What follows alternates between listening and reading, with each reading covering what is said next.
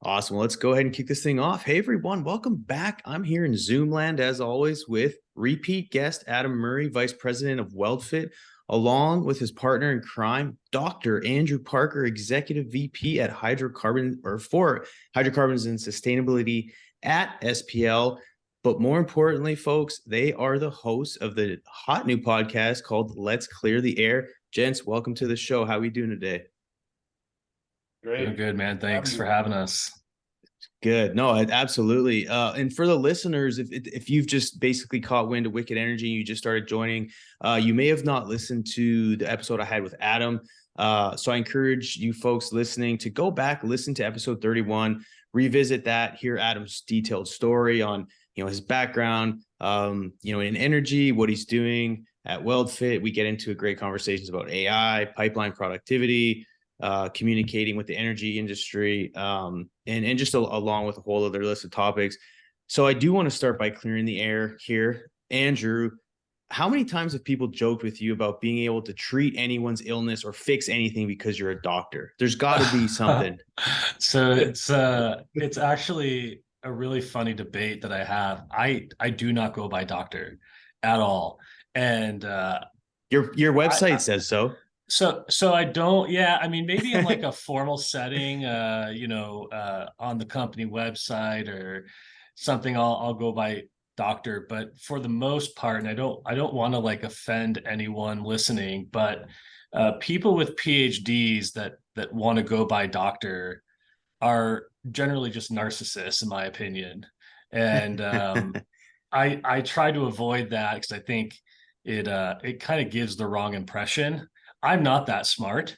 Like, if you're like a fan of like Big Bang Theory, I don't know what the name of the geologist guy was that Sheldon never thought was like a real doctor because he wasn't a physicist. Geology is not a real science. Howard.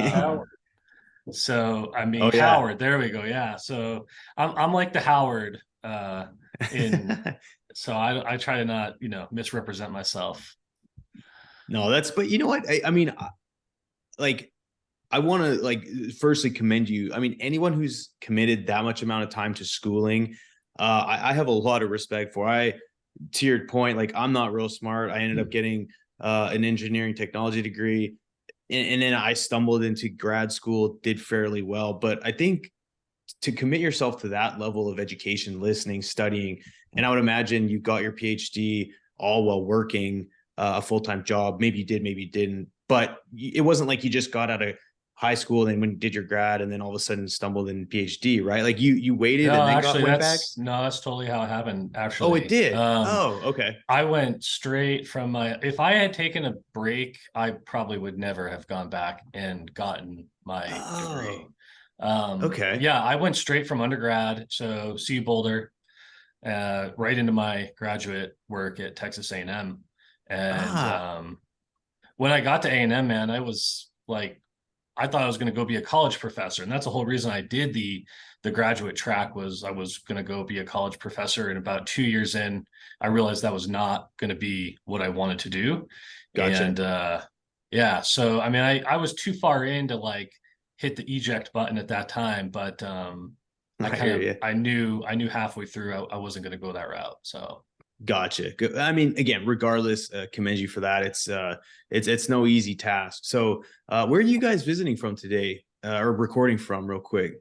Andrew, start with you. You're in Denver, right? I am in downtown Denver. We recorded a podcast yesterday, and the Nuggets parade was like going on behind him, and you can almost hear it. No way, dude. That's crazy. So I was telling you earlier, I was in Denver this week for ERTech. And for those who aren't familiar, it's a sort of tech conference that was in Denver. Great turnout, but to your point, like here in Houston, it's 100 degrees, and Denver was a beautiful like 57 degrees or 60 degrees or something like that in the morning. Went for a nice run in the sun, and yeah, I walked from the Raleigh Hotel to the convention center. And didn't even break a sweat. Whereas if like I walk from my front door to my car down here right now, it's like you automatically start perspiring. So yeah, again, I appreciate the sort of the cooler summer air in Denver. And Adam, you're in Dallas, right? Yeah, I actually I'm in historic downtown McKinney now, so we just moved about 2 weeks ago. So Well, I noticed the background. You've got the same badass mural back there, but your background, the shelves and stuff, is a totally yeah. different background, man. Is this a Uh, new room or is this the new house? no, I am still in boxes. What you can't see back here is boxes of books and stuff like that. And then over here is my gym. I got a Ah, tunnel and the bike and all that stuff. So dude, that's awesome. I know we share that same passion, the health and fitness. You did some bodybuilding back in the day. Have you seen Arnold, the new Netflix documentary? I haven't watched it yet. I was traveling this week also, so I Okay. haven't binge watched anything in a while. Well, it's rare that we do, and of course, someone who's always been a big fan of Arnie and just in bodybuilding in general. I had to watch it. I watched the first episode and I was hooked, which I haven't binge watched it, but based off the first one, it's I highly recommend it for anyone out there that hasn't watched it. Um, yeah, moving on. So when we started talking about this, and Andrew, I want to go to you. You had made mention about people on LinkedIn who see there's a lot of self-proclaimed experts on LinkedIn, and someone I believe was either debating you or they were questioning something you had posted. Can you elaborate? Because I think it brings a very good topic of conversation around that. Yeah, so my background is in climate science. So that's what I studied for graduate school, thinking I was going to go that route, and you know, ended up in industry and kind of have this unique perspective of, I understand the industry and how essential it is to our day-to-day life. And I also understand the climate conversation fairly well. And I think one of the hard parts about talking climate and energy with people is that, you know, data can be manipulated to make, different points, and it's all truthful. It's just how you argue it. And so, seen a graph out there, total emissions. It was a plot of China and Canada, and there's a pretty big, dramatic difference in emissions between China and Canada. And people were kind of using that to say, oh, man, look at how much emissions the Chinese are putting out relative to Canada. Why does Canada have a carbon tax, and why are we concerned about our emissions here? Um, you know, Factually, the graph is not inaccurate, right? It's just being used in a way to make a point for someone's perspective. But Hmm. I kind of raised the opposite, which is, well, hey, look, of course the Chinese are going to have a whole lot more emissions. Their population is 35 times that of Canada. And if you wanted to get technical and you broke it down and you looked at emissions per capita, so how much does each individual person emit between Canada and China? People in Canada actually emit 2 times as much CO2 in a year than the average person in China, right? And so, like, Hmm. both, like, neither graph or neither stat is wrong. They Right. just, you can use it to argue two entirely different points, right? Yeah. And Yeah. that's like, it was just like a, hey, like, this is why we should be worried about it. And then you get the people who then all of a sudden want to debate you on the merits of, like, CO2, and CO2 is not carbon, or CO2 is not a greenhouse gas, or climate change is fake. And it's like people with, like, you know degrees in, like, library science and philosophy trying to, like, debate on the merits. And I don't know, I think it Yeah. just was a microcosm of the challenges we have right now communicating energy and climate. Yeah. That reminded me of a post that I did. I posted a infographic of a utility company that published an infographic, right? And all I did was repost it and say, hey, this is pretty interesting. I think it was basically, if you deliver 100 BTU of gas, you get like 91 BTU at your house, right? Through your gas system. Whereas if you deliver electricity to your house, if you start with 100, you get down to whatever it was, 73 or 77 or something like that. And it just kind of showed the energy loss along the way. And people were just like relentlessly going after me in the math, and I was like, I'm pretty sure like this company has lawyers and people that approve this and engineers that have done the math. Like it was a literal repost, like, and I Yeah. commented on it, but like I was like, why don't you ask them, the author of the infographic? They're tagged here. Like, please ask them. Yeah. Yeah. Well, because you're supporting it, they felt like you should have all the answers. And if you don't, then shame on you, Adam. Yeah. No, the way, and again, I think, and Twitter is actually getting better, but I think LinkedIn is a fairly healthy platform for conversation. Totally. I would say a lot of it, at least through my experience, has been constructive, but I think it a lot of times too is whoever's plugging in comments and stuff. Like if you want fire, you can find it, right? But to your point, Andrew, I think it's good when you can clearly see people whose emotions get tied up into their conversations versus someone just, kindly saying, yeah, like, yeah, interesting point. Like, have a good one. I'm not about to sit here and waste energy on debating you. And Andrew, you made an interesting point. Is like someone that may have some sort of degree or their experience doesn't necessarily suggest that they have a depth of knowledge in whatever subject that they're trying to debate or argue about. But I mean, do you find that when you ever find yourselves in those situations where people are arguing a point that to your point where like, well, that's not really the entire point. Like the data is showing is trying to support a narrative or an opinion, and they're just gathering and putting it in a way that supports their thoughts. Do you find that most people that sort of curate unhealthy conversation, and let's say talk about energy transition, are those who are educated or mostly headline readers? Like, kind of what's your thought on the people who are the loudest? Yeah, it's hard for me to wrap my head around the fact that there's still people with those beliefs stoking the fire of denialism. You look at like some of the prominent voices in the energy and climate conversation, right? Like Chris Wright from Liberty, Steve Koonin, who's a physicist, used to work for BP, wrote a great book called Unsettled, talking about the state of climate science, and you know CEOs of companies like Shell and Exxon and Conoco and just so on. Like openly, all of those individuals acknowledge the role of burning fossil fuels and adding CO2 and emissions to the atmosphere. Like it's not being like Chris Wright isn't out there being like CO2 isn't a greenhouse gas. He's like, it is a greenhouse gas, but like, what's the alternative? And that's, I think the problem is like, it's a complex topic to discuss. It's a complex topic to wrap your head around. And there's really not a great solution being proposed outside of, what we're doing in the United States and in Canada and some in the EU as well.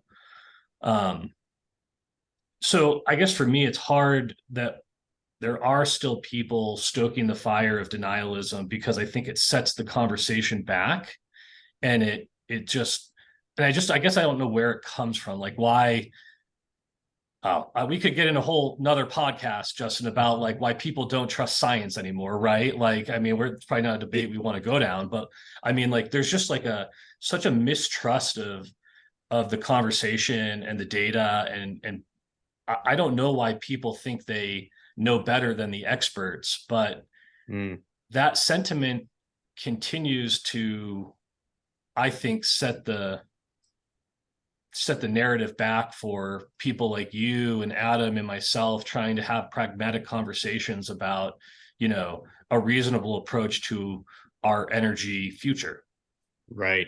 No, and I would love to, again, like we talked about earlier, is having you back for a one-on-one, because I think that is an interesting conversation, is to try and unpack that and understand the why. And so I do want to carry that conversation on, at the very least at some point. Let's pivot and talk about the podcast, because I think, and it's really sets a good sort of framework for talking about the podcast and sharing what you guys are doing. So you've branded Let's Clear the Air, which is essentially a platform for discussions, in that from their website, fueled by cutting edge innovation, especially with regard to energy transition. And I'm curious, could you talk about a technology or an innovation that you've discussed recently on the podcast that has the potential to revolutionize the way we approach energy production or consumption? Is anything come to mind yet? Yeah, I mean, in our most recent release, I mean, we're only on episode 4 or 5 or whatever that's been commercialized, but we had a really good conversation with CCOPS, Paul Curry and Ian Cooper, based around this methane monitoring, right? I mean, there's entire conferences built around monitoring methane emissions these days, and certainly the Inflation Reduction Act and the methane emission regulations from this current administration have really helped fund some of that, right? You can't fix what you don't measure. There's a lot of those going on, but CCOPS is really neat because they're using, NASA developed technology, basically satellites and other, items to track these methane emissions. And that does a lot. That does a few things for our industry. Is like, one, it gets us out of our echo chamber, right? Like, you can talk to incoming students, you can talk to other people that might be, considering leaving the industry, like, hey, we're working in space here. Like, if that's interests you and you don't get a job with NASA, you can work here and still make a difference. You can still have a purpose in your career. And then two, like I said before, you don't fix what you don't measure, right? And so as long as we're continuing down this methane monitoring path, it's only going to make profits go up. You're keeping gas in the pipe. We're not wasting any molecules, and it saves you from the methane tax and fines and things like that, and it keeps everyone else healthy. So you're killing a lot of you're knocking out a lot of things with this, and kind of a long answer to that, but that's just one example. Some of the stuff that we are exploring and continue to explore. Hell yeah. Andrew, I saw you unmute. Is there any sort of technologies or innovations that you guys have discussed that piques your interest? No, like Adam said, we're still early on. I think we spent the first 3 or 4 podcasts talking to thought leaders, setting the stage, right? And we had Scott Tinker, we had Robert Bryce, we got Trisha Curtis coming on. I think next week when that episode drops, just setting the stage on the geopolitics and the economics and the big picture kind of conversations, and then started to dig into the technologies, right? So spoke to CCOPS. We got Bridger Photonics. I mean, you can't go to a methane conference and not see Bridger and the cool stuff they're doing with their aerial surveys. So I mean, the methane tech is super awesome that the industry is deploying. I think there's a lot of interesting facilities engineering ideas that we haven't really covered yet in the podcast, but companies are getting pretty savvy with some of the new well pad designs to reduce emissions. And so I think there's some really cool stuff there as well coming down the pipe that we'll talk about in subsequent episodes. Awesome. No, and again, even though you guys are, like you said, 4 or 5 episodes deep, by the time this is released, you'll be closer to probably 8 or 10. But the reality is, like, think of how many hours of good conversation, constructive conversations that you can now use to educate a mass audience. And that kind of leads into my next question. And Andrew, we alluded to this earlier. Like, it's such a complex conversation that no one really knows the answer to. We're all just trying to figure it out. But it can be challenging to communicate a lot of these ideas to the average listener, to the majority of people who ultimately drive votes, which drive policy and decisions and regulation. How are you going to approach this challenging and complex topics to not only preach to the choir, but to communicate these advanced conversations that make it digestible for people who really actually need to know about it? It's a great question, because that's really the whole purpose of the Let's Clear the Air effort. So Let's Clear the Air is part of outreach campaign that is supported by the GPA Midstream organization. It's really their first stab at, an outward facing educational and advocacy effort. And they've been working with Han Public, which is a marketing firm in Austin, doing a lot of targeted research with respect to reaching those, non-industry, I would say millennial down age group, to like, how do they think about the energy and climate conversation? What do they want to hear? What are they curious about? So they're kind of taking this market research and then they're kind of feeding it to Adam and I, and the conversations that we're having are probably a little less technical in nature than some other energy podcasts. We're really trying to just be pragmatic and factual in our approach to the conversations with our guests, so that someone who's never worked in oil and gas before can tune into the podcast on their commute and easily understand and consume the information that we're providing in a relatively unbiased and honest manner. Would you agree with that, Adam? Yeah, we got a great team behind us that helps us, sort of lay things out for our conversations.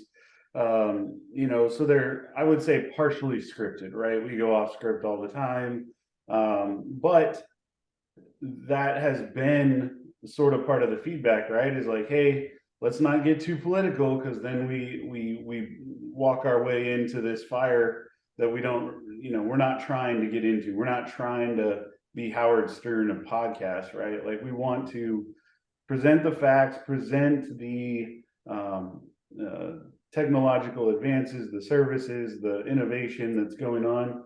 And really, I mean, no one knows energy better than energy companies. So they're doing a lot of it. I mean, ExxonMobil, Shell, BP, Williams, I mean, midstream kind of companies, they're funding all of this stuff. And so, pointing out the good things too, I guess that could introduce a little bit of bias, but I mean,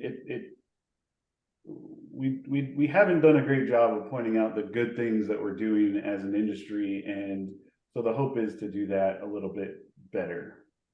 No, you're right. I mean, anytime we communicate, whether we're communicating something, positive, or, sometimes reporting on things that aren't, i.e., like whether it be spills or fatalities, or, the unfortunate events that happen just in energy production in general, it's especially in oil and gas, when you communicate something positive, it's like you're bragging. And then when you're communicating something negative, it's like, see, you guys are a big, bad death and destruction.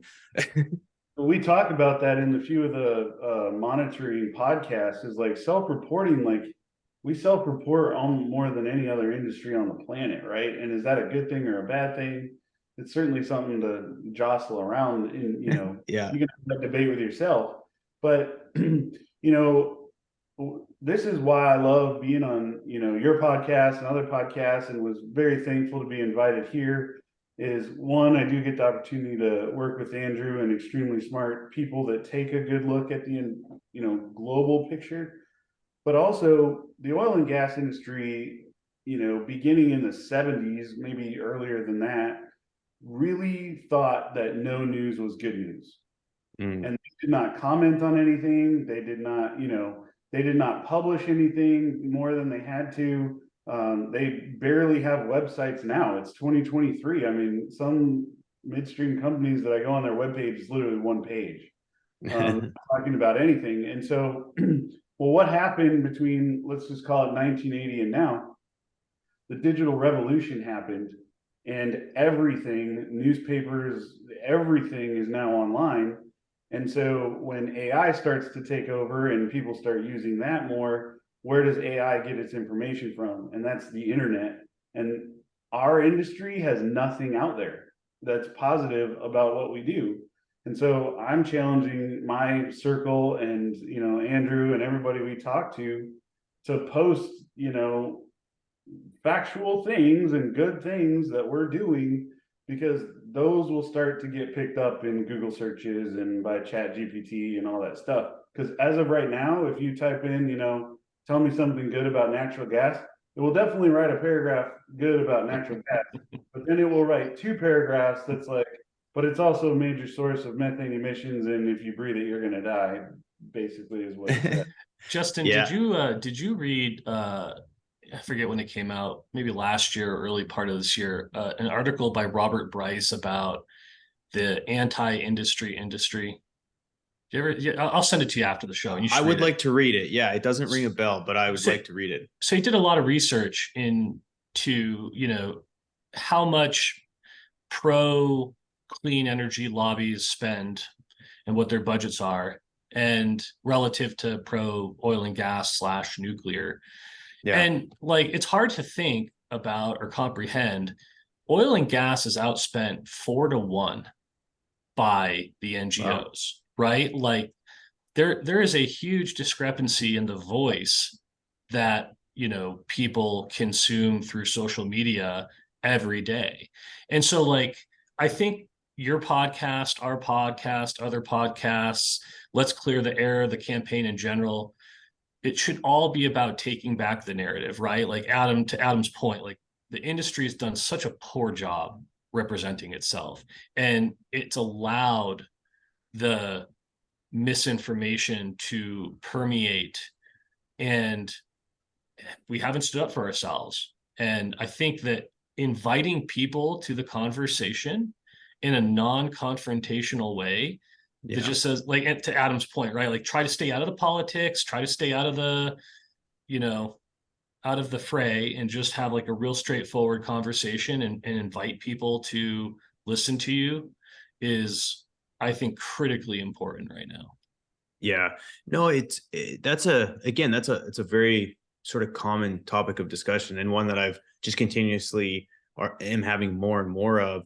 And I'm curious, based on whether it be the companies that you guys have interviewed, because I would imagine anyone that you interview, you do some degree of vetting to make sure that their companies, whether it be mission, vision, everything else, align with the initiatives that you guys have for Let's Clear the Air. But um are there any examples of companies whose efforts are noteworthy in the way they're uh, communicating, not necessarily their services or their widgets or whatever, but how they approach energy transition without it being us versus them, but more so let's collaborate as energy industries.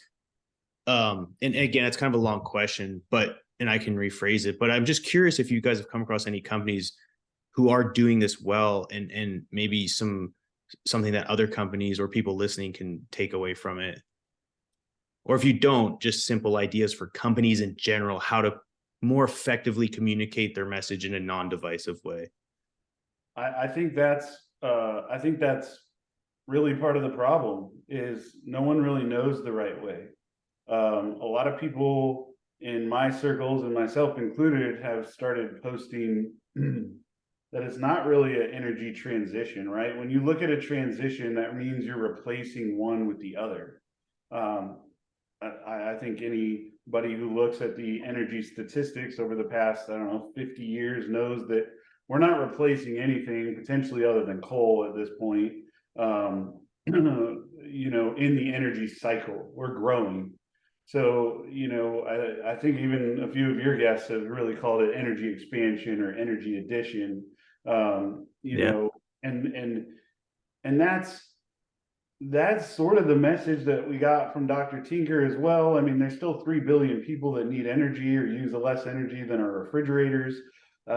It's only going to expand. And so getting out of this transition conversation that pits me against you or us against them, it's more along the lines of like, okay, how can we do this for this particular region or this particular group or this particular, country the best we can? And if, the Switch Energy Alliance, again, to reference Dr. Tinker, is like, okay, if you're using dung, then go to wood. If you're using wood, then go to propane. If you're using propane, go to, solar or wind or whatever, whatever you can afford and whatever is best for you at that time based on your geographical location. And so it's an extremely complex conversation, because it's not like any of the large midstream companies can come out and say, hey, you guys can do this and this, and that's the right answer, because that might be the right answer in Colorado, but that's not the right answer in Dallas, and that's not the right answer in Seattle, or wherever you are. So Mm-hmm. I definitely know that the industry is struggling with that, and that's why it's you get the Chris Wrights that try and look at it at a global level. You get Dr. Tinker. I think Energy Transfer, in my own opinion here, I think has done an all right job.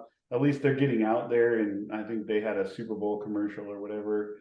But Yeah. I mean, you also run the risk of like alienating the entire other side, right? Like we've seen kind of Target and Bud Light step into the news these past couple of days, and we don't want to do that in the opposite direction, right? Yeah.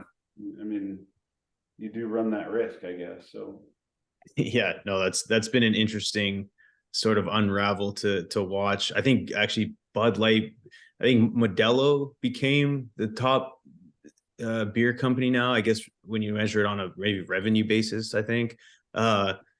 But either way, they lost the top slot there, and they've declined rapidly since then. I would never have guessed Modelo would have been second on that list, though. I would have thought it was like Coors Light, but yeah, Modelo Yeah. by like a pretty good spread was second place, and now they've recently peaked into first. I don't even think I've ever consumed a Modelo. Like that's I would like crazy. to Yeah. look geographically like where majority of the US consumes Modelo. I would imagine California, like California, maybe.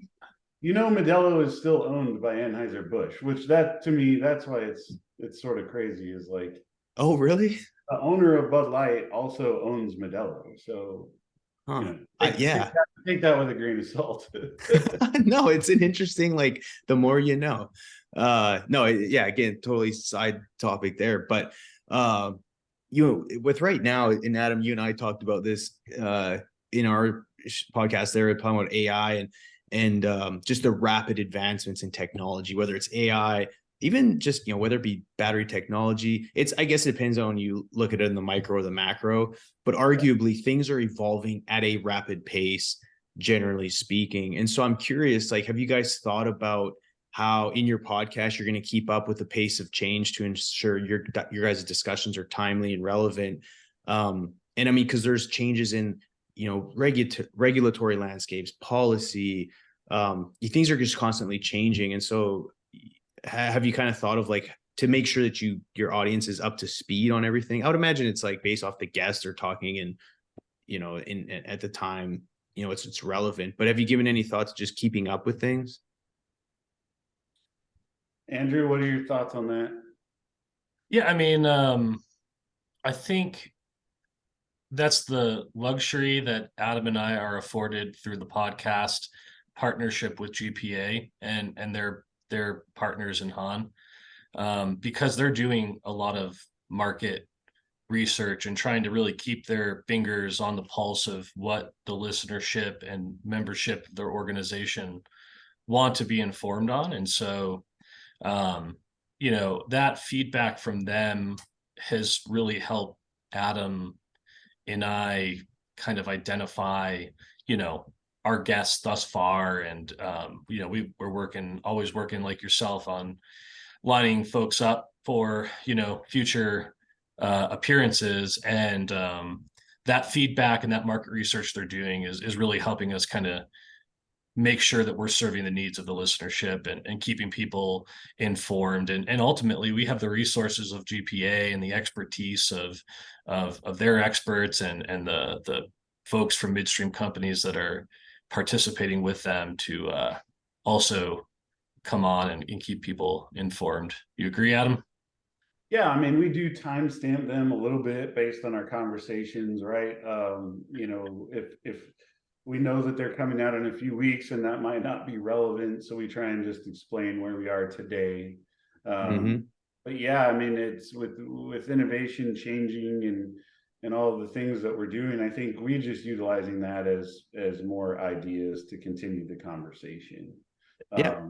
Similarly, the hope is you know, I think as we've talked about before, is the next technological change is right around the corner. So, you know, which will be a game changer for our industry, whether we know what that is or not. But I think that's what gets us into the next century of, you know, fossil fuels and hydrocarbon fuels and things like that. Right. Kind of going back to the speaking about the energy transition or expansion or whatever you want to coin it nowadays. It all somewhat means the same thing. But it's not only about the technological factors, it's also about policy transition, it's about social acceptance, it's about economic feasibility. Could you share your thoughts on how the role of these non-technical factors, uh like what's the role of these, and are you guys talking about these as well, or is it more so technology that you guys are focused on? But by non-technical factors, you're just specifically talking about policy, like Policy, regulatory. yeah, policy, social acceptance, economic feasibility was the three that I thought of. I recently gave a speech for Southern Gas Association talking about policy change and, you know, American energy policy, basically. And the message that I tried to portray was you got to kind of read between the lines, right? Like at first read, when I read that stuff, I'm like, man, these guys just hate us. You know, they're just really trying to squash down what we're doing.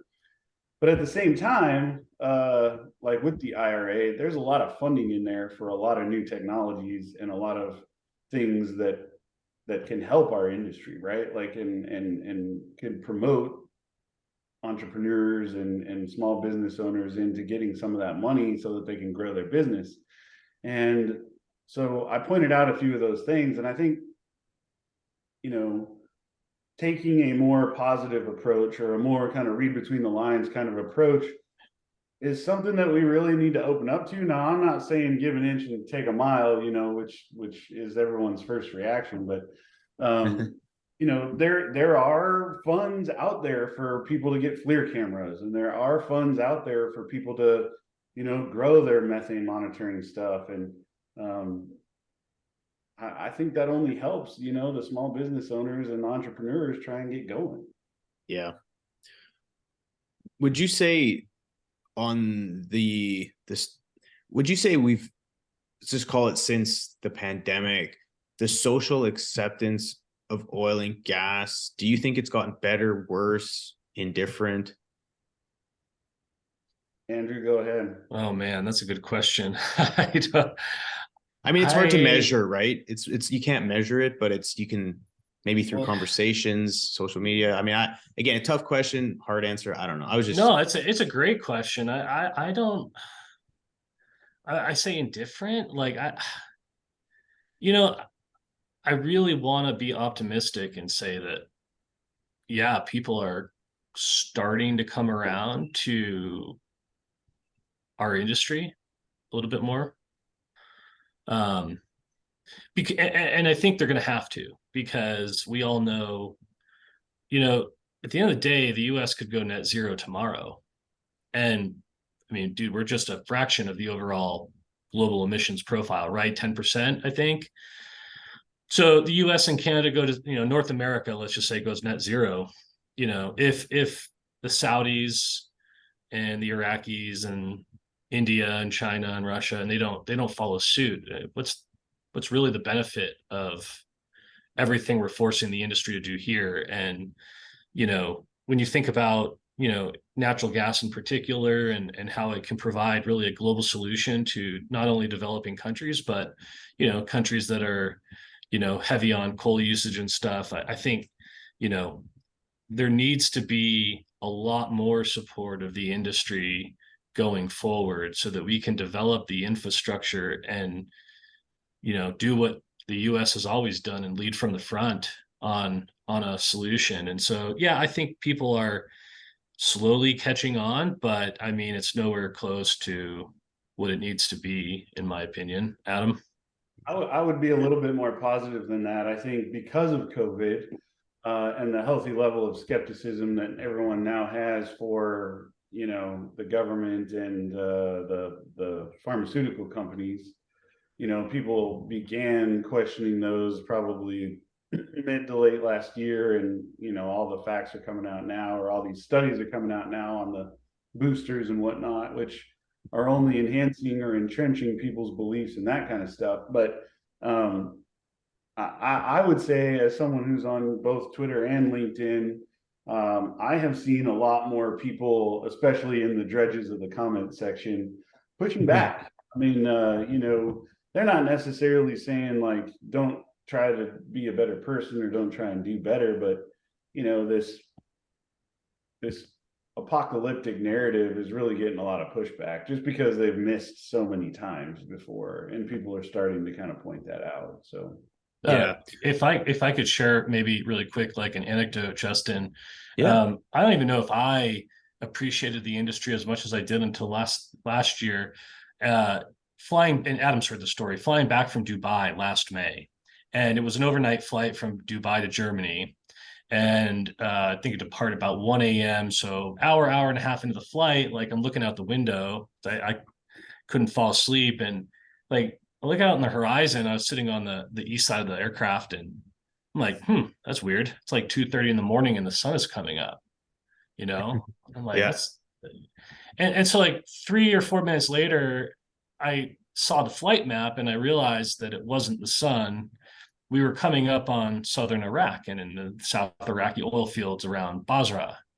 And dude, I couldn't wrap my head around, from 40,000 feet, the flaring and the size of the flaring, and just Mm. you just look out at night, and you're flying over, and just, I mean, the biggest flares I've ever seen in my life. And like I've flown into North Dakota at night back in 2015 when their flare rates were still really high, and I know what it looked like. But to see like what they're doing in that part of the world, and like they do not care about the gas, and these flares are 10-story buildings that are just blowing gas, and it's not just one or two, it's like there's just tens and hundreds of these flares. It blew my mind. And I was like, man, this is what people, I think, in the US need to see to truly appreciate what we do as an industry at home. That's such a cool story to tell. And I think we live in a side, and including myself, we live in this bubble here most of the time. And then when you really take a step outside the US, well, even North America, I mean, because Canada arguably has some of the cleaner barrels produced, but you look at other parts of the world, and it gives you a lot of perspective on like how much work has to be done. And although we can push on US operators, hopefully it gets them to a position where they can lead the way for the rest of the world. But it's very interesting to see how other parts of the world operate, and the degree of care that they have for this climate challenge that we experience. Talking about I'll plug my own LinkedIn here, but I made a somewhat controversial post, but I posted, American energy is clean energy.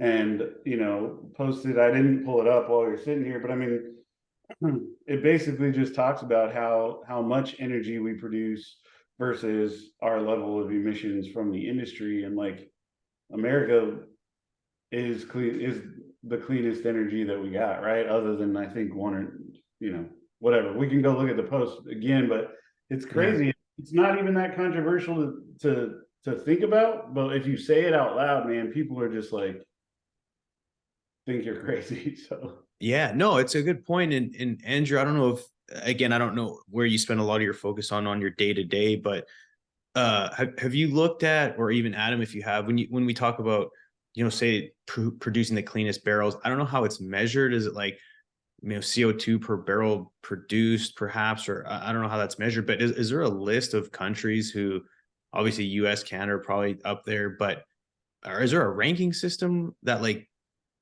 I don't know, like World Bank or someone measures, or are you guys familiar with that?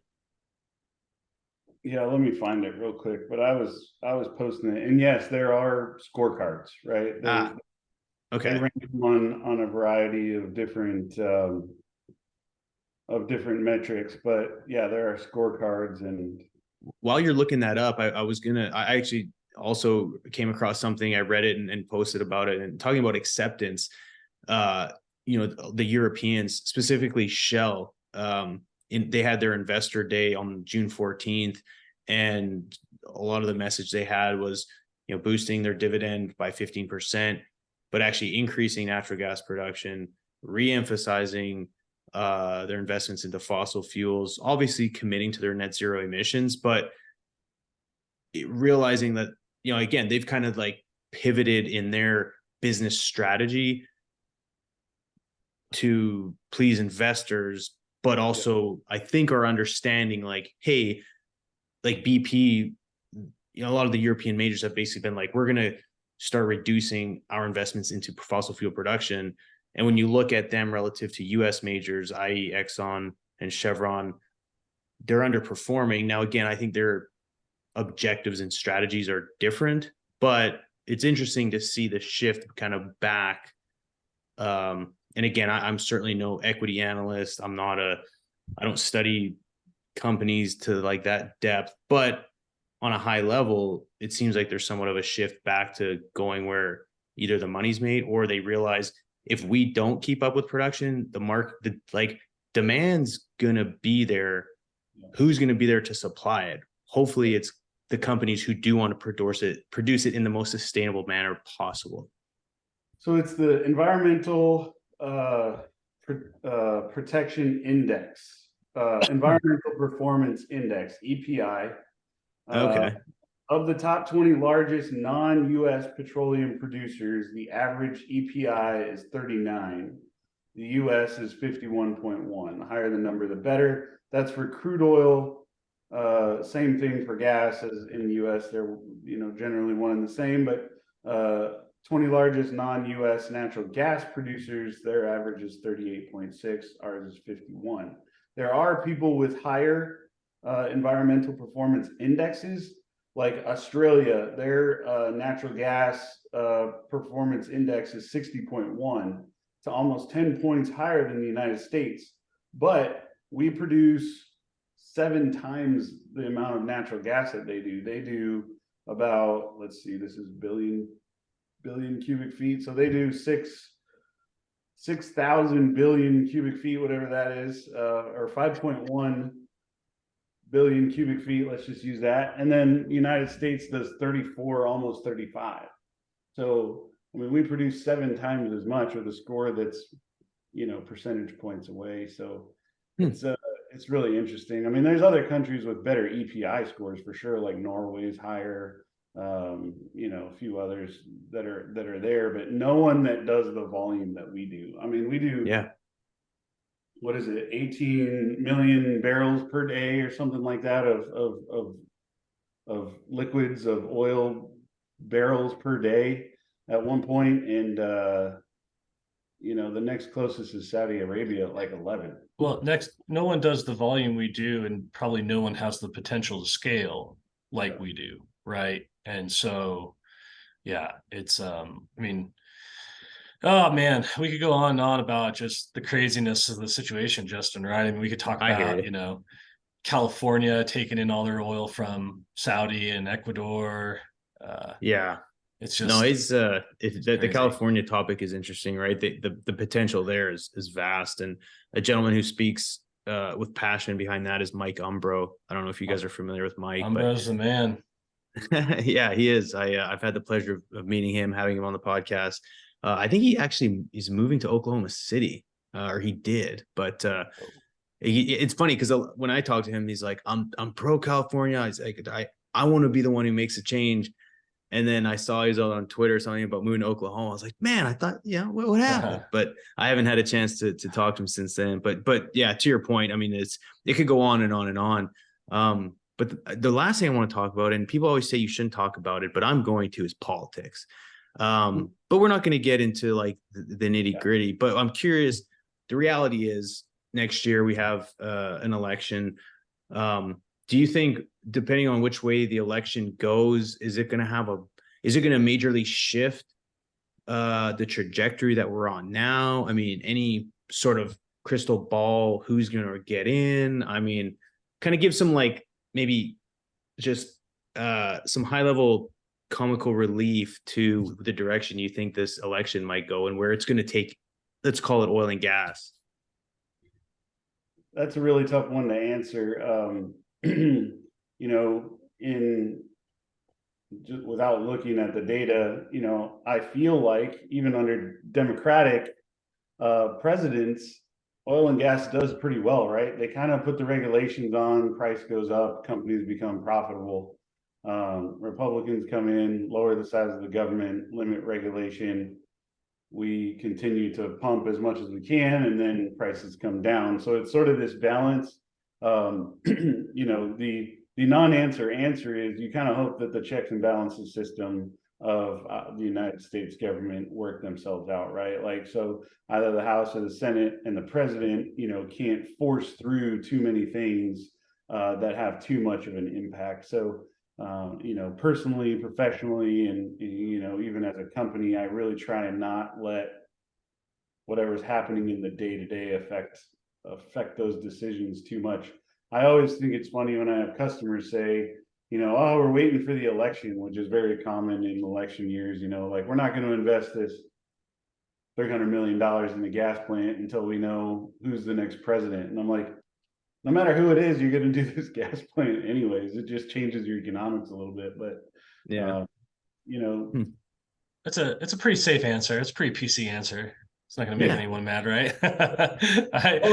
Come on, Andrew, throw some fire into this. We probably this could get the fiery. revolution happened when Obama was in office, right? I mean, literally happened the year he was elected. So it's pretty hard to argue with that. That changed the industry. So I think for me, whoever Republican or Democrat, whoever takes the office needs to, I think, apply their words a little more strategically, right? I think I'm frustrated with the regulatory and policymaking framework and the current administration's at least outward facing narrative towards the industry. And it's like, we say we want to reduce emissions, we say we want to be better stewards of the environment, and yet here you have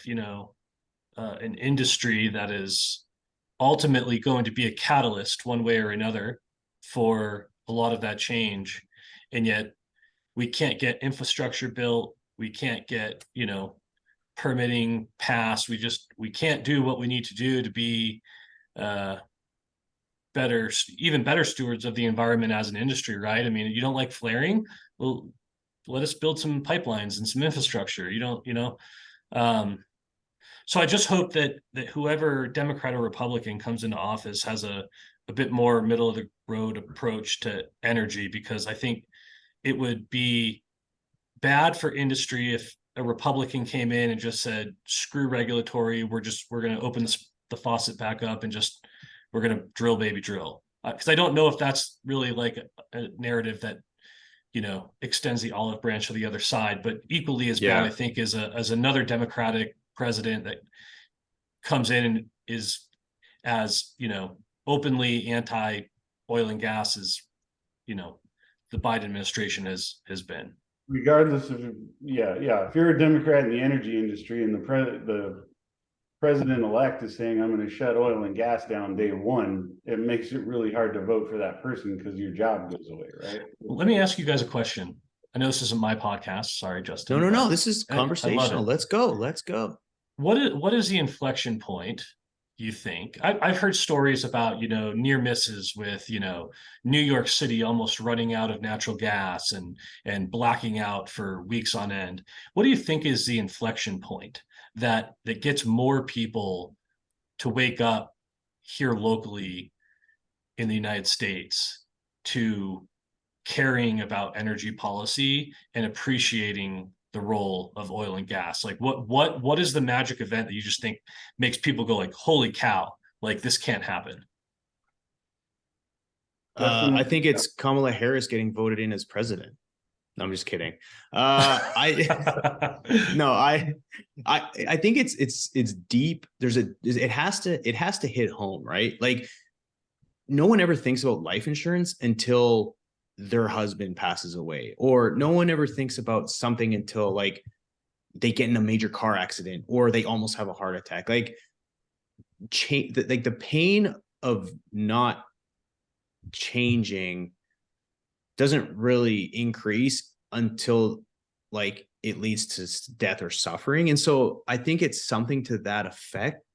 I don't know. It's a great question. I don't, that really is, to me, is like the only time someone really changes and opens their eyes to things is like, it's like, oh, I want to get healthy and work out, and they don't. And then all of a sudden they have a massive heart attack, and then they're hell bent to get healthier. It's like that seems to be when your back's against the wall and you have no choice to make a change. And so like, but and you look at it when like, Texas froze over at that point, then there was some efforts put into winterizing gas plants. And although everyone all of a sudden became an ERCOT expert and like a power grid expert, which was so funny to observe, especially on social media. But then I think it like kind of opened people's eyes, and maybe it's something to that effect, but I don't know. That's a tough question. I was going to say the same thing. I mean, I think it's fascinating when every winter we see these Russian LNG tankers parked in Boston Harbor, New York Harbor, because they have to import, they have to have US owned ships according to the Jones Act to bring in US LNG, and they can't do that. So they have to import it from Russia. And like we're currently in the conflict with them, right? That's interesting to me. So something might have to happen there. And then similarly, I talked about this on Justin and I's first podcast in my prediction podcast, but the Port of Long Beach imports millions of barrels from South America, which are like the least environmental performing barrels on the planet. And in my opinion, when COVID was happening and all of the ship backup, we kind of heard about all the backup at the Port of Long Beach and all that with goods and services. Well, if there's ever a backup there, or God forbid, like a terrorist attack there, that is a national security problem. Like 40 million people live and depend on that area. And Europe got off easy this winter, in my opinion. And I think we were all this fall going like, ooh, what's going to happen in Germany this winter? And they got off easy, but I agree with both of you. I mean, I think there's going to have to be an event in either Southwest California, West Coast, LA, or New York, Boston, DC corridor, where people have a energy deficiency in the winter or in the summer, maybe, right? You can't cool your house or heat in the winter, whatever. But I feel like there's going to be like in the next 3 to 5 years, like a major shortage of energy somewhere in those areas that makes more people go, this isn't working. Maybe it would be cool if I had a gas line into my house. Right. But what's funny is that the argument there is like, oh, we had to depend on natural gas. Well, that just emphasizes the importance for more renewable energy, which again, I'm not arguing that, but again, it's like you always get sort of this battle is it's like, well, oil and gas saved us this time, which now we need to pump more money into XYZ. Yeah. But and again, which again is not bad. The reality is we need more energy, which I am by no means a nuclear expert, but I just feel like if we could get over this hurdle of like not accepting or not investing into nuclear energy, that could be a huge support system for a lot of the problems that we currently have. I know there's some good technology and investment going into small modular reactors, which I think have a pretty unique application for a lot of different industries and maybe even residential. But it's an interesting question. It's like, at what point do everyone just finally realize like, okay, this is what we need? And again, everyone's goals and values are different. And the one thing I was going to ask you before we close out, I know I've taken too much of your time already, but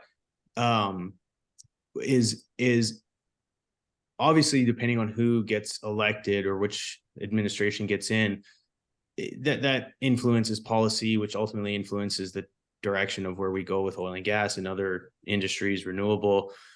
But like going into this election, like where do you think people are more concerned about? Is it to get inflation down? Is it energy security? Is it to protect the borders? Is it increase military involvement, decrease? Like, where do you think like the weight is coming from going into this election? It's got to be your pocket. People vote with their money. They vote with their pocketbooks. I mean, that's been proven time and time and time again. So what's the best way to do that is lower energy prices, right? I mean, it affects the cost of everything, which is why even to this week, we're still pulling out 500,000 barrels of the SPR every week. I mean, you know, SPR has been cut in half, more than half, and all of that is just to keep the current cost of energy down, thus influencing elections. So I'll keep my thoughts out of that. But it's people vote with their wallets. Climate was like number 21 on the list of the most recent poll I saw for reasons why people would vote for somebody. So everybody wants their neighborhoods to be safe. Everybody wants their bank accounts to be full. Everyone wants the stock market up. And so, you know, it comes down to how can you jig the system to make it look like that today or election day. Yeah, no, fair answer. I agree. Awesome. Showstopper. Awesome. Nice. All right. Next, religion. Guys. No, I'm just kidding. Oh, man. But no, gentlemen, this has been an absolute pleasure. Real quick, either one of you, tell everyone where they can find your show, how to connect with you guys, and then we'll wrap this thing up. Yeah. So find us at letscleartheairnow.org. That's the website for the Let's Clear the Air campaign. There's a link right from the homepage to find the podcast. And I'm sure all the podcasts are on Apple and Google and Spotify and wherever your favorite podcast listening platform is. I'm a bit of a dinosaur. I only have LinkedIn, so you can hit me up on LinkedIn. I don't do Twitter or anything else, Instagram, kind of old school like that. But Adam, you're on LinkedIn, you're on Twitter, right? What else have you got? That's it. LinkedIn's my primary. It's not anonymous, so I prefer to communicate on there. Perfect. What I'll do is I'll put the link in the show notes to your guys' website, your LinkedIn profiles. And if there's any other links you guys would like to send me, I'll make sure to include that in the show notes. And again, everyone out there, really appreciate the support. Connect with these guys, subscribe. Again, we have to all communicate. We all have to educate each other in a kind way, in a non-divisive way, because there's enough of that shit out there already. And with that being said, everyone always remember that everyone deserves access to energy, and we is greater than me. Thanks, everybody.